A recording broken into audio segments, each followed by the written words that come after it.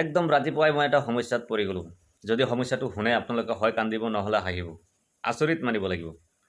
মই শুই উঠি হাত পা ধুই মুখ ধুই পেলাই যেতিয়া ফেচবুকটো অন কৰিলোঁ, ডাটা অন কৰিলোঁ, তেতিয়া মানে কিবা চাওঁতে নিউজবিলাক চাওঁতে আহি গ'ল প্ৰধানমন্ত্ৰী মন কী বাত।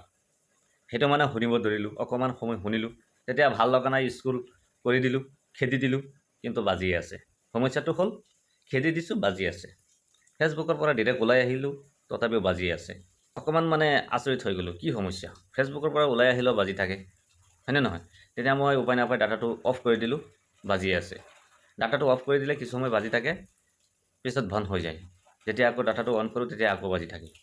কেনেকুৱা সমস্যা এইটো? এতিয়া মই ভৰ বিপদত পৰিলোঁ। মানে এনেও মানে প্ৰধানমন্ত্ৰীৰ মন কী বাত শুনাৰ ইচ্ছা বেছি নাথাকে মোৰ, নুশুনো, কেতিয়াবা 2-1 মিনিট শুনো। সেইকাৰণেই কি মানে মোক শুনাব বিচাৰিছে নেকি ইমান? এতিয়া চাওক, মই এনে এটা বিপদত পৰিলোঁ, ডাটা অন কৰিলে সেই প্ৰধানমন্ত্ৰীৰ বাত আহি যায়, বেলেগ একো চাব পৰা নাযায়। তো এটা ডাঙৰ সমস্যা, ৰাতিপুৱাই এই সমস্যাত ভুগি আছোঁ। তো সকলোকে মই অনুৰোধ কৰিলোঁ, যদি কাৰোবাৰ তাত এই সমস্যাৰ সমাধানটো আছে মোক কমেণ্ট বক্সত অতি সোনকালে জনাব প্লিজ। মই কিন্তু বৰ বিপদত পৰি গ'লোঁ। মই বেলেগ একো চাব পৰা নাই, মানে ডাটা অন কৰিলে এই প্ৰধানমন্ত্ৰীৰ বাতটোহে বাজি থাকে।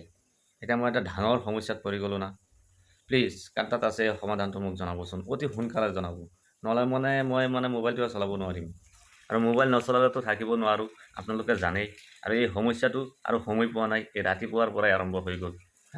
বিশ্বাস কৰক, আপোনালোকে এনেকুৱা হোৱাটো জানেনে নাই নাজানো, আৰু মোৰ আগতে কেতিয়াবা হৈছে এনেকুৱা প্ৰব্লেম।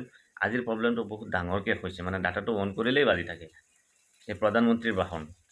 তো কিমান শুনিম, হয়নে? এটা বস্তু বাৰ বাৰ শুনিব নোৱাৰোঁ না, ভাল নালাগে, কিন্তু তথাপিও মানে জোৰকৈয়ে মানে কাণত আহি যায়। তেতিয়া উপায় নাপায় ভিডিঅ'টো আপোনাৰ সৈতে শ্বেয়াৰ কৰিছোঁ, ভিডিঅ'ৰ যোগেদি, যাতে যদি কোনোবাই মানে এই সমস্যাৰ সমাধানটো জানে তো অতি সোনকালে যাতে মোক জনায়, সেইটো আশা থাকিল।